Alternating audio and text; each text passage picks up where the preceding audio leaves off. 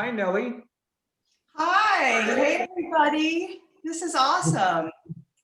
I think everybody is having studio envy right now looking at your art studio. It looks really full of a lot of life and a lot of just great art. So I'm going to kick it off to you. If you just want to maybe tell us a brief, maybe your educational background or where you kind of started, and then we'll go from there. Sure. Hey everybody. This is so cool to be here, see people's faces, and welcome to my studio. I'm here in Maitland, Florida, making art during this, during COVID, masked. We see each other in the gardens and it's great when we do, but it's been a great place to be and get to do some work in this time. And just really get really focused on it. Now, what was the question? Where am I coming from? Okay, so you were born in Virginia, right? Yeah. And you have your education from in both photography and film. Your master's of fine art in 2007, right? From Virginia Commonwealth. Yeah, I have my MFA from VCU, Virginia Commonwealth in Richmond, Virginia. And I have my undergraduate degree from the University of Virginia, where I studied anthropology and art. Awesome. And in between there, I was in New York City, which was really, a university of its own, especially in art. Yeah. Being from New York, I know exactly what you're saying, Yeah. Then after graduate school, I ended up at a residency in Key West, Florida, and fell in love with it, fell in love with the islands. And I've been down there making work ever since, with some stops along the way. Now, you had said that you spent about 9 years in Miami, is that correct? Or in Key West? No, in Key West. Key West, right. Key West. And then just about 5 months before the whole COVID thing blows up, you moved to Miami, is that right? Or that's right. I was in Miami Beach, and it's so great there. It's just such an awesome place, an awesome community, great artists. And but I did leave for the COVID and have been up in Virginia. So I'm back, we're back around, to the beginning. Oh, that's awesome. And it's beautiful up there. So it's been a good place to be in the mountains. So listen, we were so happy. I know there was like some arrangements that Danielle and you had to work out because we were all concerned about your safety, and obviously you have you're doing the right thing and you kind of want to do this social distancing, and so I'm so happy because you've been there for you'll be there for 9 weeks soon, right? Yeah. It's been a really good long residency. I feel like it takes a little time to get your feet around, kind of figure out where you are, start walking, seeing the landscape, the people. You're living here actually at this art center. There's so much history. The history is in and of itself so exciting, how this art center was started in 1937. And just being here, so having that amount of time, I feel like I'm able to bust through a bunch of big mistakes and really exciting work, but have time to feel like I can do some more experimental things because I can also have time to fix them, Now, the beautiful thing about what you just said is this Andre's founding vision was that this be a place for experimental art. Like, he saw a real value in that.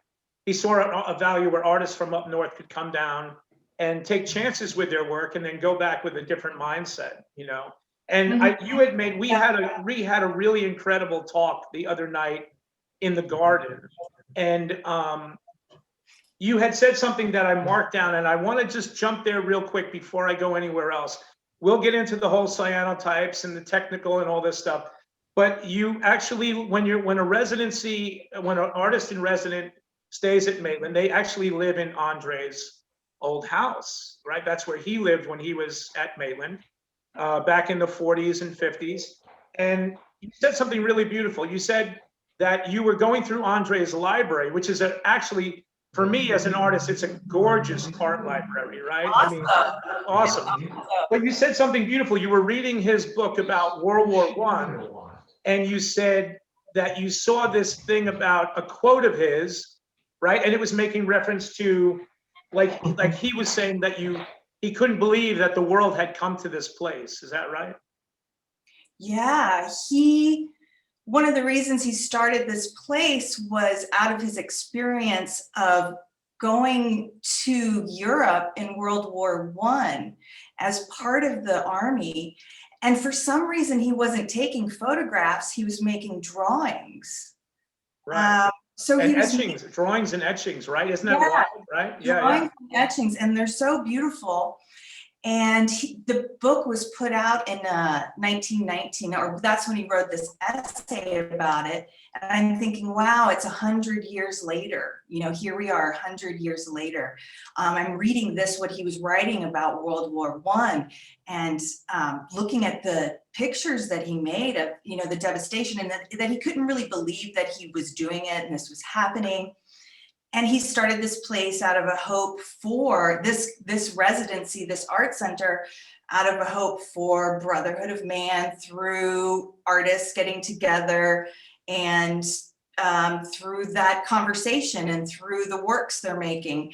And so then here I am 100 years later, you know, amazing, right? and, you know, finding this place in this sanctuary in a intense time where I can make work. And kind of, so it all felt very synchronous.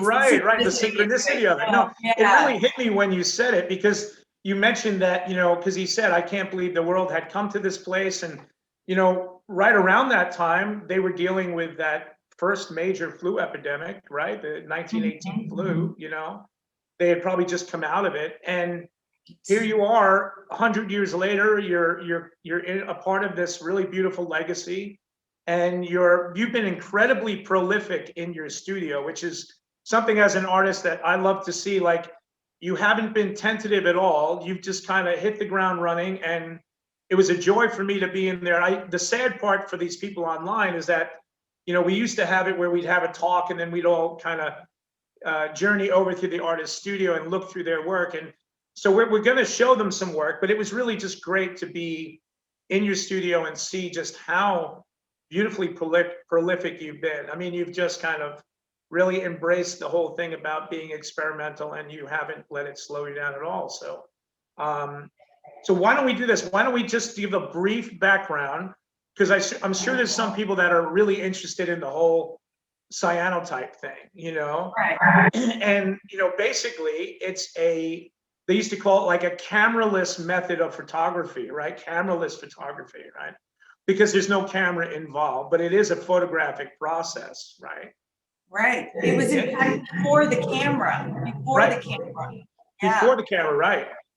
And they did it. They originally began this process as a means for engineers to produce cheap blueprints in like 1840s all the way up to, you know, 1900 and stuff like that, you know. So the great thing was, somewhere along the line, which is always great that it happens, that artists start embracing this technology, you know what I mean? This kind of way of working. And there was some really, when I was kind of did a little bit of research for this talk, there's a couple of photographers that I think the world of that actually really embraced this whole notion of experimental photography and cameraless photography. One of them, Danielle, you can put up that first image, was Man Ray. Now, this was not a right. So this is next. There you go. Perfect. So Man Ray was actually using this cameraless photography in his photographs and photo works back in like the 1920s. You know. Now this is not a cyanotype. This is actually it's the same process, but it's done in a dark room with you know, with actual regular film. Right, yeah. Right. And then the whole lineage, this rich lineage that you kind of belong to, goes all the way through modern and contemporary art up to the present day with artists like the next artist is Christian Marclay, who is a really great heavy hitter in the art world right now. And he did this beautiful. Now he actually, because these cassette tapes are transparent, he actually did this exactly like, you know, he laid this on some piece of material, and we'll get to explain. I'll let you explain. But I was really kind of like taken back about what a rich history of some real powerhouse contemporary artists have used this method of working, you know? So why don't you give me your kind of thing, because you told me that you had seen a Rauschenberg exhibition, right? Yeah, there's me. There's right, me. so that's you in the studio, right? So why don't we go back to you, and you can tell me, go back to seeing you up on the screen, and you can tell me how this Rauschenberg thing kind of had an influence on you, you know? Sure. And I mean, even before that, which is exciting, is the first person who was really making cyanotypes was a woman in 1860s, 1850s, Right, somewhere right, around there, right. And her name was Anna Atkins, and she was in Britain, and she made all of these images of British algae and moss, and it's just, that's beautiful. and they're right. beautiful. And she made a book, so she actually published put out the first book of photography. It was a woman, Anna Atkins. So I like being in that, you know, canon right sure. there. Right. Her and making work also with plants and cyanotypes.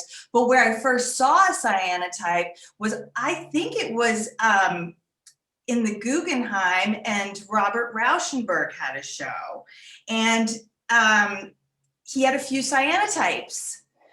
Like, oh, there was maybe one or two cyanotypes in the show, and I was just blown away. And I think this was in the late 90s. And they were beautiful, you know, and I read the little tag, and it said it was a cyanotype. And I'm like, what's a cyanotype? So I went to the library and I got a book about alternative processes in photography and cyanotypes.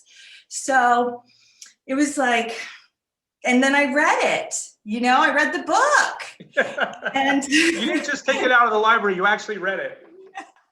Thanks. And so then that's how I learned how to make cyanotypes, was from this book. And I was kind of doing a bunch of stuff wrong, but I figured it out.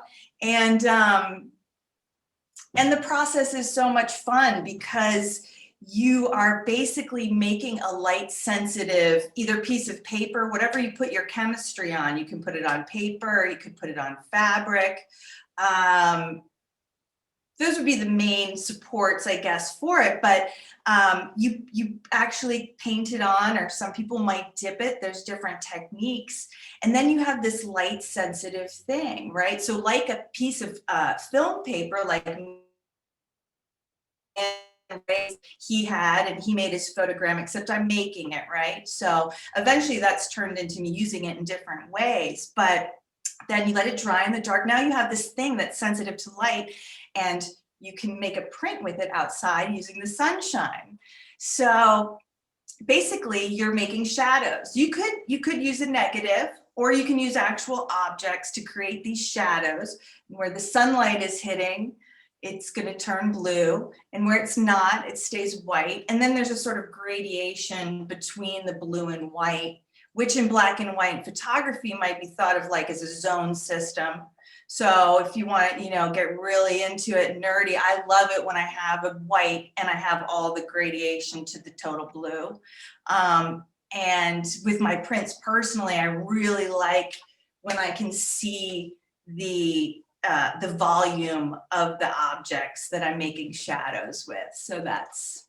And it's basically, you're just basically working. So water is the actual catalyst that kind of cute, like that kind of, what's the photograph? Right. So when you're developing it, like if you were in a dark room, you would develop, and then you would stop, and then you would fix, and you would rinse. Right. But in cyanotype photography, all of those things are water. So that's pretty elegant. And it doesn't take a lot of water, and it doesn't take a lot of chemistry really to make these prints, which is also elegant and exciting. There's really just before the whole water thing, the treatment of the fabrics and the paper really comes from two chemicals, isn't that correct? Right. And they sort of activate each other. So you mix them separately, and then when you get them together, that's when it becomes light sensitive. It's actually a kind of a yellow when you put it on before the sunlight hits it and you make your exposure. It's yellow. And when you're making your exposure, you can see the colors changing, and it's really fun to watch because you kind of learn how to do your exposure by watching it change. And since the sunshine is different every day, you become really hyper aware of sort of the nuances of sunshine and the angle of the sun at different times of the year and all of those things. It sounds to me like you really have to be, like, I like the process because in a dark room, you're kind of like removed from your environment. You're purposely kind of like, sequestered over to some place where you're not in touch with the outside world, but you're actually doing this interacting with your outside world, right? True. Yeah. Right. And one of the things you told me that was super interesting was, like, because we were talking about how you arrived at Maitland, and you said that when you were leaving, or I guess it was about 2 years ago, when you were thinking of leaving Key West for Miami, that you had gone on some of these journeys through these swamps, and you saw this swamp lotus flower. Is that correct? So amazing. Yes. These lotuses blooming in the swamp, just like rising out these big, beautiful yellow flowers, and just like, you can't even believe it, like hit the brakes and, just beautiful. And so it just blew me away. And I love to see it in real life. And I just love how beautiful the swamps are too. But the name too, the American swamp lotus, it really inspired me to want to see more of this part of Florida, because I'd been in the islands most of my time in Florida, which is such a specific, unique, and beautiful ecosystem.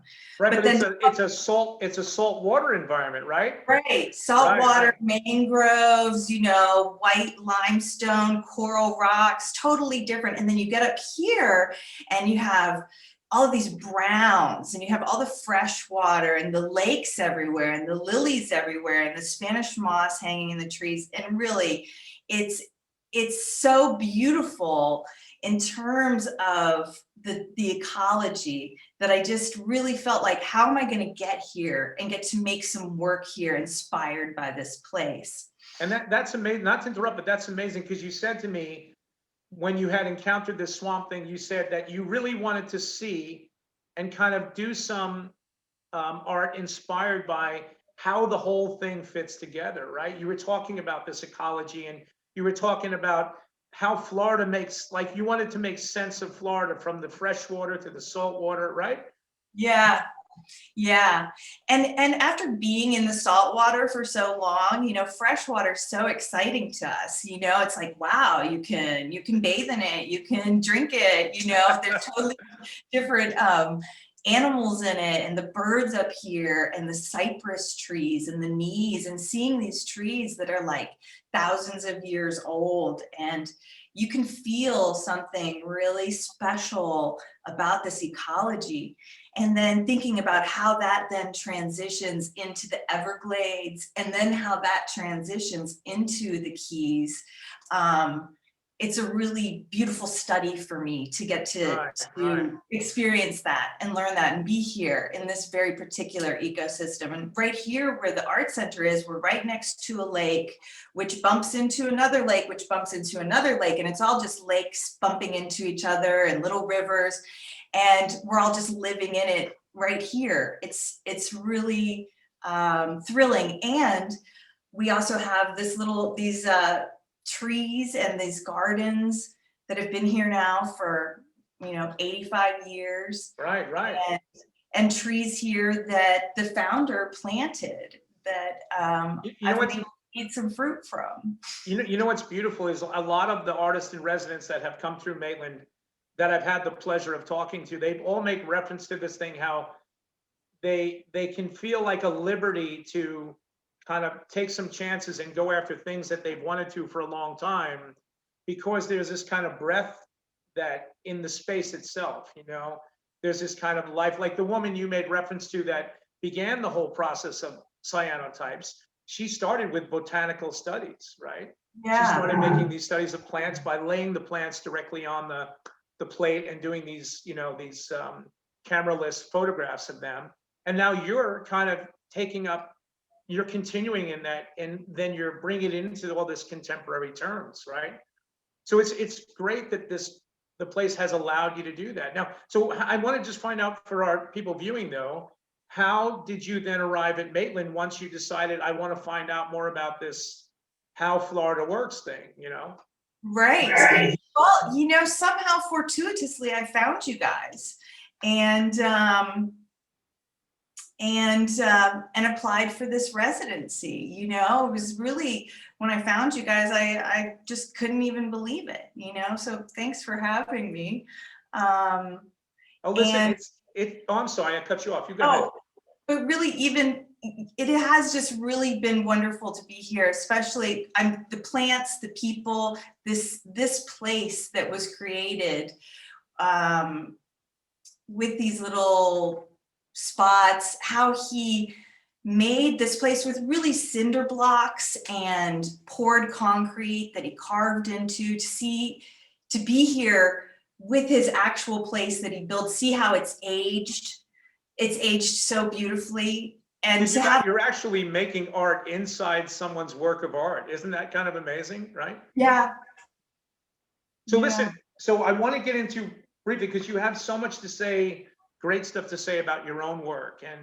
And you know, like, so we have these cyanotypes that are called cyanotypes because they make this beautiful cyan blue color, right? And so you had said to me that you had studied film and you were teaching film for a while, right? Black and white film processes and stuff, but that you always considered yourself a painter, right? And so here, when I look at your images in the background, for me, even though the fact that you're using these natural objects that you're finding around Maitland, they start carrying on this bigger conversation. Like that's a very metaphysical painting for me in the background. It starts to look like the cosmos and, you know, the beginning of life, or even on some microscopic terms, it looks like something you might see active in a petri dish or something, you know, so it's, it's not that I thought of myself as a painter. I always kind of wished I was a painter. Oh, okay, right. You know, I wished I was a painter, but I was making photographs, and I studied photography, and I taught photography, black and white film photography, actually in Key West at the community college, and loved it. And one of the things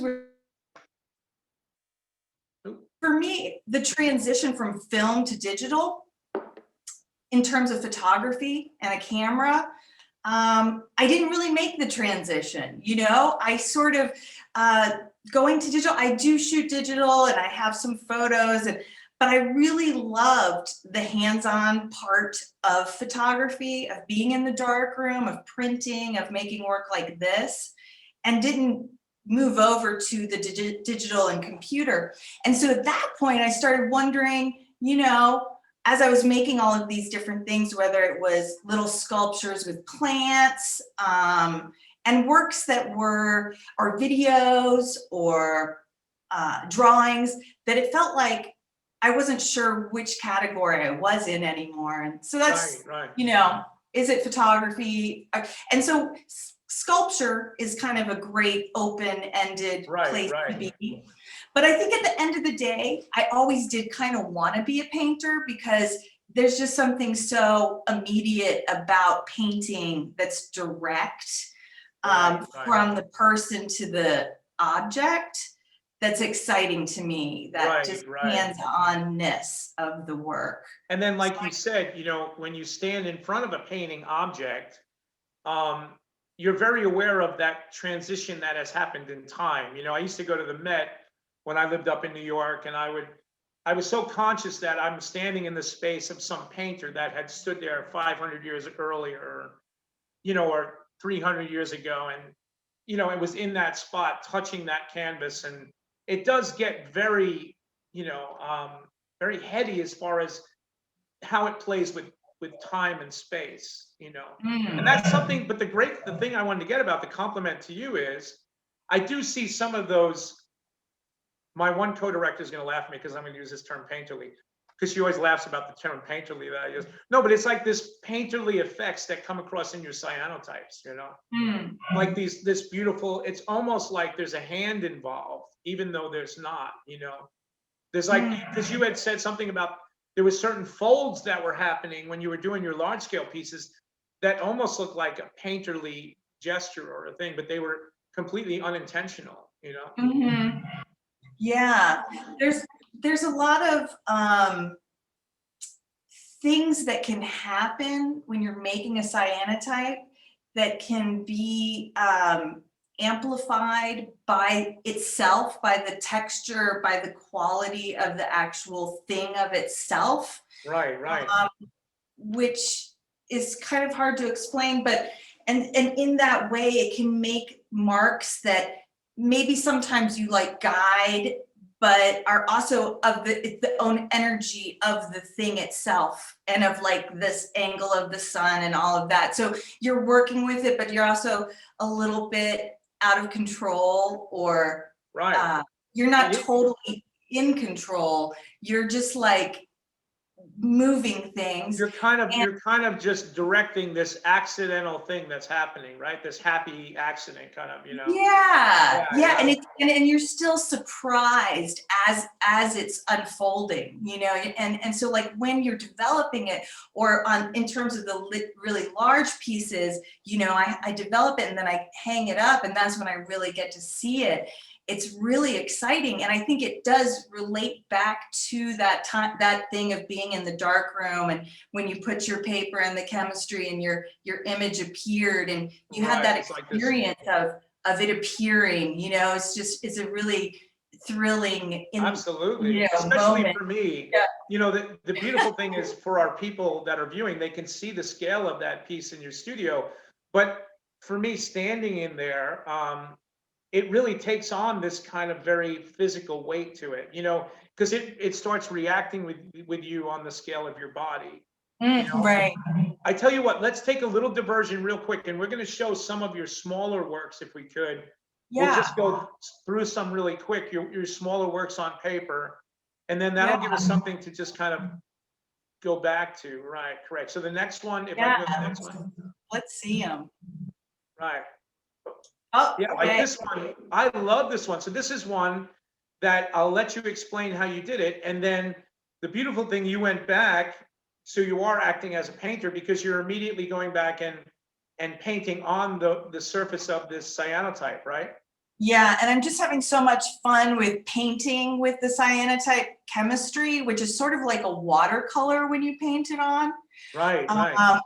And so finding some brush marks within the chemistry is really fun. And then after I develop it, now I'm painting with the colors, really just to kind of bounce it out, bounce the blue out, and having so much fun with the colors, Right. And in the past with my work, I've brought color in different ways, whether it was with living plants to bring that green in to the blue, and bounce that color around. And now on this flat plane, this is actually on paper, painting with the color and finding what colors work and what colors don't.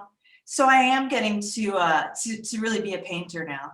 Now, see, the thing that I want to talk about real quickly, because before we go on, is the thing that struck me the most about you after, because we hadn't talked for a while. Danielle was very specific about giving Nellie her space and allowing Nellie to, adjust from her, and which was what we wanted to do. We wanted this to be a great experience for you. But I was so happy when I finally got to talk to you, and I think one of my co-directors was there, and because you really this is just for me being in the art game for so long, only a mature artist can really understand the importance of play in work. Like to be playful with your work, to not squeeze the life out of it. You know, some artists are so worried about the final thing that they're making that they can, you know, they'll pull off some highly rendered work or this and that, but it won't have this beautiful life laying underneath the surface, you know? And these works that we're showing, these are kind of real quickly done. I mean, they're not really, you know, but they have such a sense of life to them, you know? Yeah, thank you. Thank you. That was such a fun conversation that we were having through the window of my studio. Right. And you guys were out front, and it was sort of this like show and tell. So it was like that because at that point I'd sort of had the work in order because I was looking at it like, how did it come from one to another? And so as I was showing you, you guys were seeing how each day the different elements would be being used in a different like configuration. So it really does have a liveliness to it. And that's Absolutely, been so yeah. fun And about confidence, this confidence with the materials to like, you know, it's funny because some of our past artists in residence, there's little kind of motifs or whatever that kind of go through your work that harken back to them. And they would make reference to this freedom that was in the space and in the studio, that they could do these really simplified, beautiful, you know, drawings that they felt were coming out of their experience with Maitland and with the space. And some of the little lines that you made in this and that, or actually kind of made reference to some of their work. It was really beautiful. So let's go on to the next image. Right, like this is like these lines up top. This is like really similar to some of our, you know, our previous ones have, they kind of they were actually trying to distill the history of Florida down in different ways. Some of it was political ways, some of it was, you know, architectural ways, some of it had to do with the ecology, like yourself.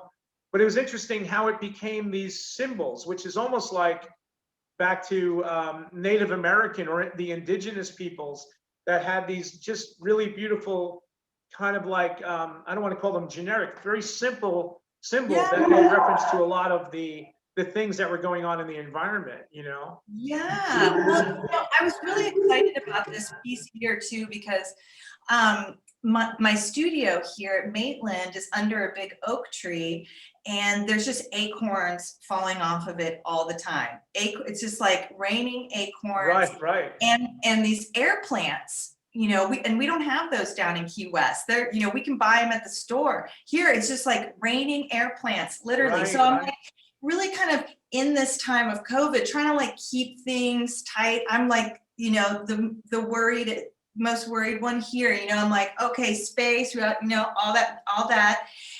But so I was working with things just falling around my studio.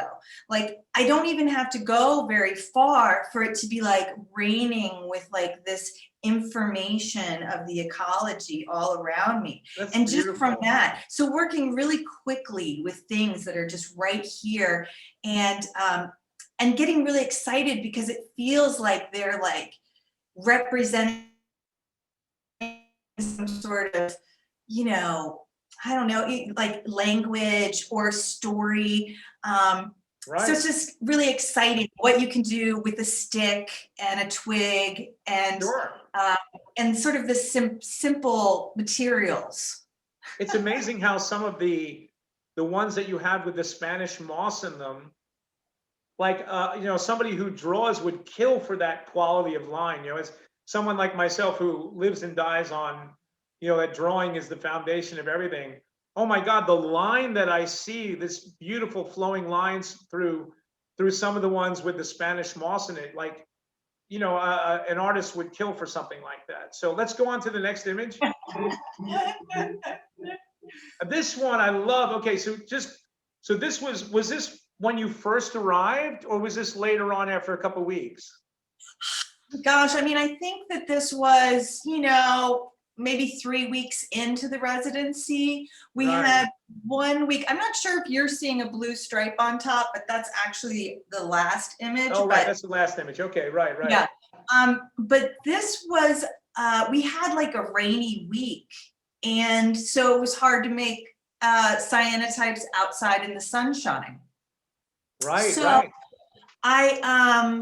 I have this big window in my studio, and so I started doing these exposures just in the window, even if it was cloudy, and instead of if I do an exposure outside, it might take me between, it's the winter now, so it's a little bit longer. It's like 10, 12 minutes for an exposure, whereas in the summer, it might only be like 2 minutes because the sun is just stronger.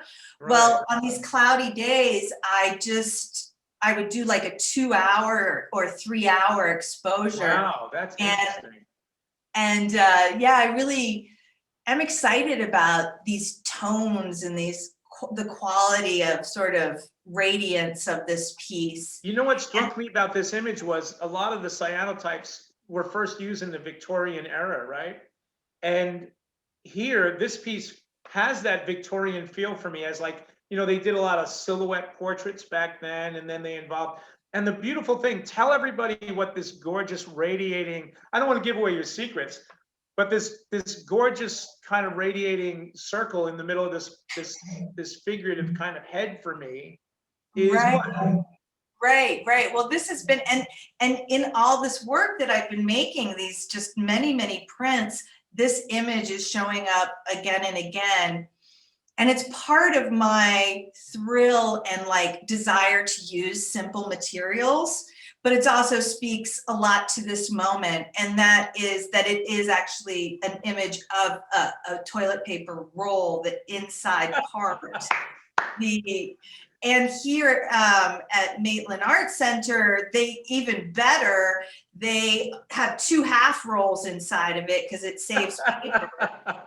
So they're these short paper rolls, and they make a lovely shadow.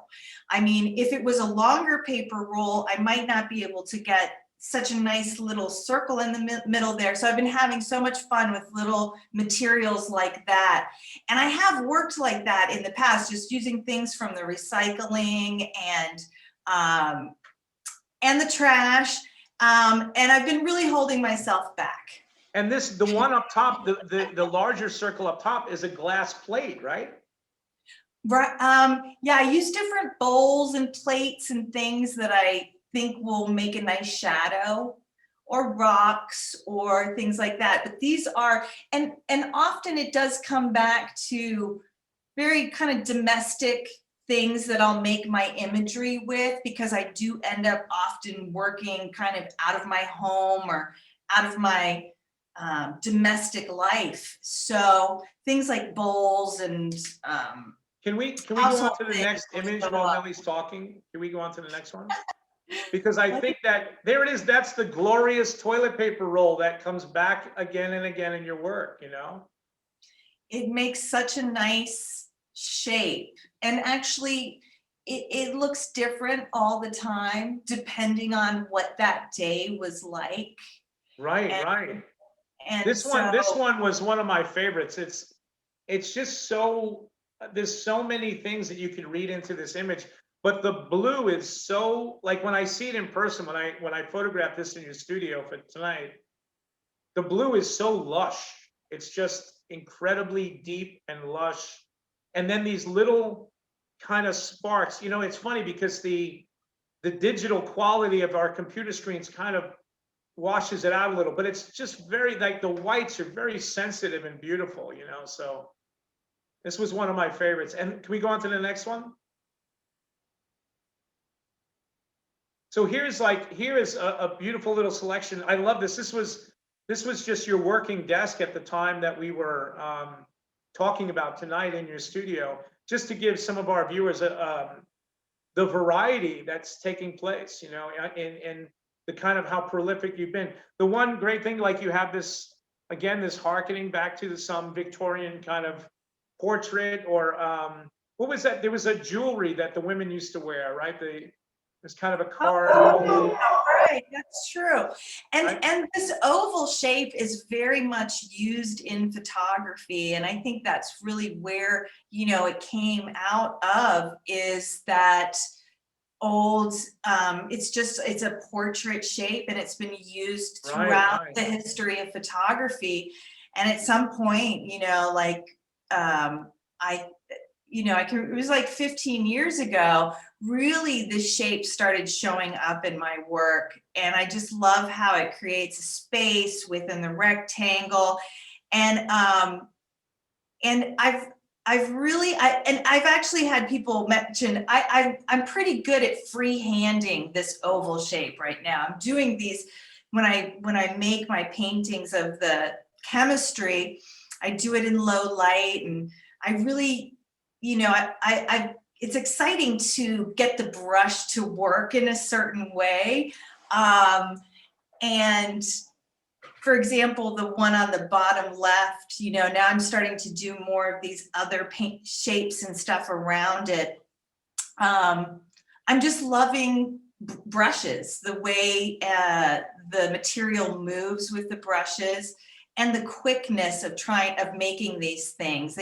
You can't kind of do it real slow and try and be, make a straight line. You kind of have to have this like motion with your arm where you just kind of do it, and so that's exciting to feel like it's really it's funny because we were talking about at the end of our conversation the other day, we were talking about Picasso, because we were talking about how prolific he was and all these things that he could do great. And I was mentioning how I talked to a specialist at Christie's about some of his later paintings and why they were going for so much money.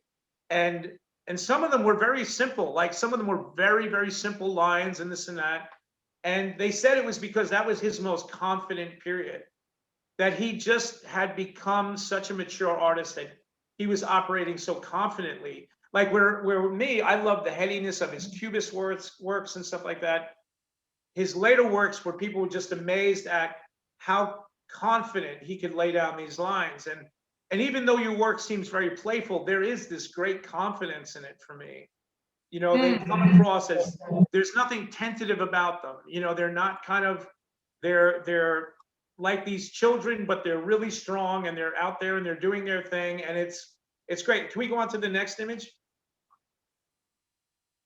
This one I thought was great. This is again, we have the resurgence of the mystical toilet paper roll in the head of this kind of, I thought that this was some alien being that had visited Earth, which was so great, but here again, it borders on something where it has this aspect of just beautiful playfulness, but at the same time, it does make reference to like our relationship to nature, our relationship to the kind of larger things in life, the universe and all that stuff.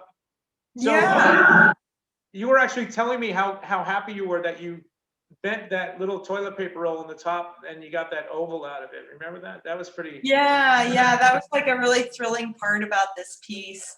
And and this is definitely a work in progress. I don't know if I would show this piece, but Dan loved this piece, and he said, can I take a photo? Yeah, sure. I look at it now and I'm critical. I can see all the things wrong with it, but I also kind of like that rawness, it's got something raw about it, and I'm digging, well, you know what? One thing is when you have this blue that's so luscious, like when I think we first talked, I had made reference to Yves Klein, right? And how it's kind of, for me, a lot of your big works were this negative of his paintings where he used to paint these nude women, these nude female figures, and they would kind of roll around and make these organic marks on his large canvases. But it was that same type of, they call it like the Yves Klein blue now, but it's not too far. It's not too far from the cyan, and the scale of his paintings mirrors the one behind you, like in your studio. So the thing that I loved about this is that you were just like, it was just playful and right, and you did what you did, and now you moved on. And I don't know if there's any other images. We might want to go back to Nellie full screen now. That would be great. I think we're done with, perfect. Okay. So listen, you said, I want to get to something. You said something really interesting about, as an artist, especially with your experience at Maitland, about partnering with the elements. Like you were talking about these acorns and these things that were falling from the trees. And the thing that impressed both Danielle and I was how you were very aware of the strength of this low, winter sun, and these things. Like you come across as, you have this kind of very easygoing way about you, but there was a very direct science that you were applying when you were doing these, and so you were bordering on this very technical aspect. You were aware of the low-lying sun, and then you had these great playful elements, and you were kind of just juggling back and forth, But it was for me, like, so how long did that take you to get in touch with those elements? Because it's definitely different from Virginia, right? I mean, Right. Right. Well, okay, first of all, thanks for including me with any big talk about Picasso. I love that. I gotta recognize that, and like his painting, like something like the dove, where it's like just the shape and then, that's Right. exciting. When you're in the studio and you make a work really quick and you just feel like, you Right. nail it. It's so exciting. Sometimes you like push through works and you push through and you get to something, but sometimes it's really quick, and that is such a great feeling. And then what was the next question? No, we were talking about you, like, being aware Oh, and both the technically and ecology. artistically of your elements. Like you said, the low lying, this very low sun that comes in, and Right. right. I think that's kind of been one of the gifts of the process, is that it does then reconnect me to nature and to the ecology, because as I'm looking sort of at nature and working with nature as it's like my muse and my sort of the imagery of the work, then the actual process of making the pieces and how the sun shines and how the angle of the sun changes throughout the year and throughout the place that you are, which then translates into different blues, into different shadows. It kind of takes me right back to the ecology, but maybe like in a bigger scale.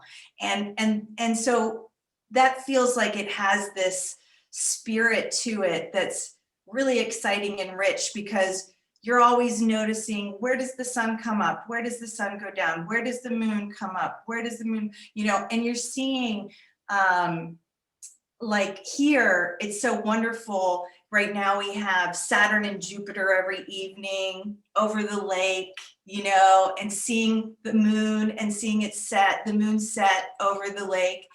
I feel like a reconnection and an introduction to this particular place at this particular time, which is such a particular time that we're all here together. And so it reconnects me again to nature. I really, in Key West, because it's flat, and I spent actually a lot of time on the water, and for a while I lived on boats. So I was always seeing the stars and the moon, and that's sort of, I love that can somehow be connected to this, because it really is, the angle of the sun that produces different prints. And I did make some prints once in Finland in the summer, where they have the really long days, but make the prints in the evening and get these really gentle prints. So it feels like there's just so much room for the possibilities with this process.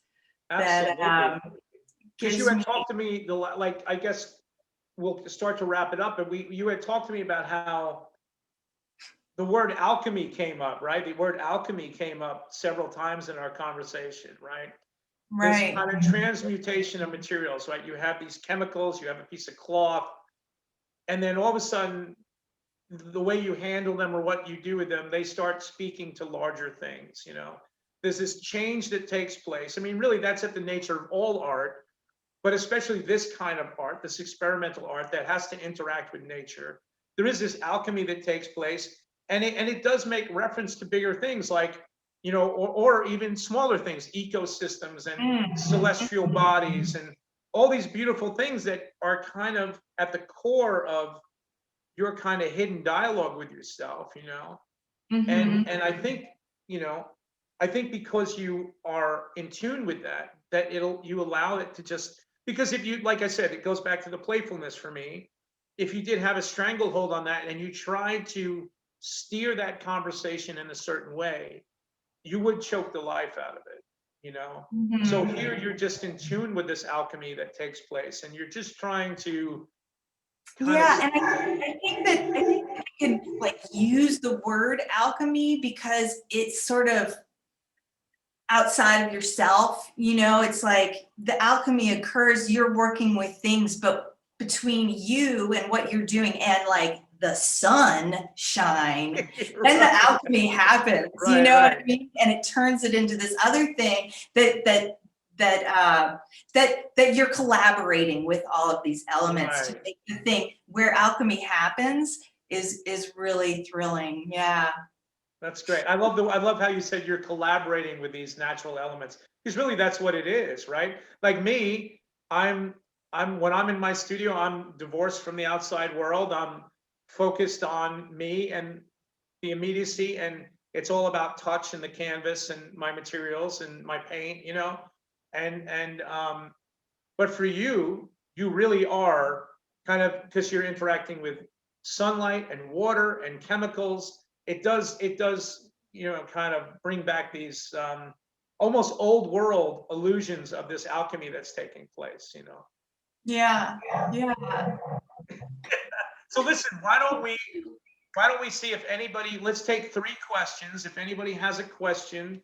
Nellie, you were wonderful, by the way. You're really This was such great. a fun conversation. I know we We could go on for so long, but I know people have things to go to. I want to get some questions, and then I don't know who's my. I guess I have a Danielle is question. moderating. I have a question. It's very Okay. quick question. It's very quick, and it's really not about even your art. I'm sorry. No, But no, no, that's is there okay. Well, Nellie? Nellie, Yeah. how do you say your last name, dear?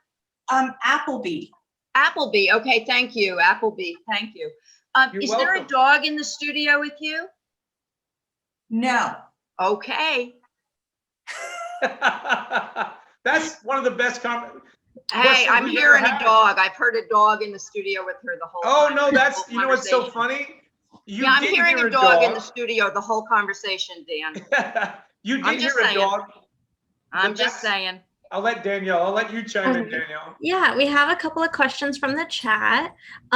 So Michael asked if you would mind explaining your process from the start and taking us through it. I know you went a little bit through, but if you can just talk about real quick, the process in order. Sure. Let me see if I can get this all laid out. And actually, Danielle just made a video that's on Instagram and stuff where we made a 2-minute video of the process. So that's going to be a great reference. But basically, I have 2 chemicals. The first is potassium ferrocyanide, and the second is ferric ammonium citrate. I mix them up separately. I keep them in the dark because they have to be in the dark. When I go to make my prints, I mix equal parts of those 2. And when I mix them together, then the mixture of them makes them light sensitive. I coat whatever I'm printing on. It's either paper or fabric, and that has to dry in the dark because it's light sensitive. I keep it in the dark until I make my exposure, which I make usually with actual objects. You could also use a negative and do like a sandwich with a negative. A lot of people do that, and you may have seen often prints that are small with a negative that are blue, or you may have often seen prints that are photograms, which is a shadow of an object, which is what I like to do. And I don't squish mine. A lot of people like to hold their whatever down, but I kind of like I try and capture the 3-dimensional quality of my imagery. And then you put it in the sunshine. The sun, where the sun hits, it turns blue. Where it doesn't hit, it stays white. And then you're going to have a range in between blue and white. The exposure is going to be different depending where you are, what time of year it is, what time of day it is, what the weather's like that day. And then when you go to develop it, and fix it, you put it in water. So you rinse it in water and then you hang it out to dry. And it actually keeps changing color for quite a while. When you first rinse it, it's beautiful and vibrant. And it changes into other beautiful and vibrant kind of blues until it gets its final blue. And really it can actually, it's a living thing. It could keep changing its whole life. But that is the basic process. And on saying that they are living things, you know, if you had your print, say, in a very humid place or it might change the qualities of the print, or if you kept it in the sunlight too long. But then you can also put it in the dark again, and it might change colors a little bit too. So that's kind of exciting. But I have seen actually Anna Atkins prints from, my dates aren't quite right, but like 1850s. They're bright blue, and that was really fun, thrilling, really, to get to see her prints and some of the first photographs, and made by a woman, and they're bright blue and just thrilling. There is something about the blue, and actually my blues down here have been really lovely, and I'm not sure if it's because I've been using a lot of pink and that's bouncing around some sort of color, but they've had a little bit of a purple to them here in Maitland, a deep, vibrant blue that has just the like tiniest bit of purple. That's awesome. Okay, Great, Danielle, another. thank you. Yeah, and then we have one more question, Good. and it was Elizabeth asking if you can tell us a little bit about the really large cyanotype that's on display behind you. Okay, sorry, what was the question? Talk about it? Yeah, just to tell us a little bit more about that one specifically. Okay, sure, yeah.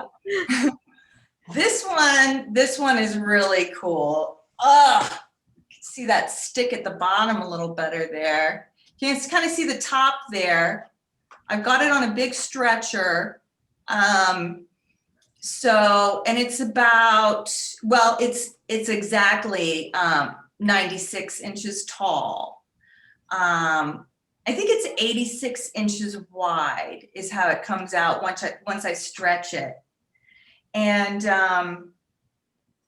gosh, it's a beautiful print. It's of the Spanish moss here. And it's really, there's all these, I just got to chime in for a second, because there's all these beautiful leaves, little tiny minuscule leaves in the upper right-hand corner. yeah. That are so gorgeous and sensitive, with all this little line work going on behind them. It's something like I said, as somebody who draws, you're like, oh, because when I used to teach drawing, it was all about that quality of line, you know, and you can't get any more beautiful quality of line than nature. So you're actually, but it just, the composition up there in that upper corner is to die for. It's Yeah, it's really good up there. But yeah, it has this dreaminess to it that really seems kind of appropriate to the Spanish moss. You know, it's not as if it's like nature overly romanticized, which I can do too, just because I'm in love with it. But it's like got this eeriness to it, which I think is here. There's this beauty, you know, but there's this eeriness, and that tension is exciting. And I've really loved working with the Spanish moss, these squiggly lines, and being able to get like some height and other shadow because it has this mass. So that, you know, and sticks and leaves, and I'm loving it. Well, listen, Nellie, you have been absolutely wonderful. I can't thank you enough for your time and letting us into your studio. I'm so happy that you've been prolific at Maitland. I'm so happy you're part of this great legacy now there. And so Thank listen, you, Dan. oh, you're welcome. No, listen, all our people viewing, we all, you know, I know that the staff, we had this great staff holiday meeting today, and we all wish you the best, you and your families. We're happy, and we're hoping that you're safe and you're well this holiday season. If you want to contribute, you know, we're happy to do these things for free. If you'd like to contribute to A&H, please go to our website or our Facebook page or website. And I know there's a little link on there where you can give, but if you can't, just keep enjoying. I know that's the mission of you know, that we're embracing right now. We want to keep going with these intimate talks with these great artists, and I'm just so happy that this could be added to the list. This was wonderful tonight. So This was so wonderful, and it's so great. I'm looking at your faces here now. I wasn't really looking at everybody's faces for the talk because I'd get too distracted. Like, what's going on there? Who's that? Oh, there's Tom. What's in his house? Oh, wow. Look, my friends, people I don't know.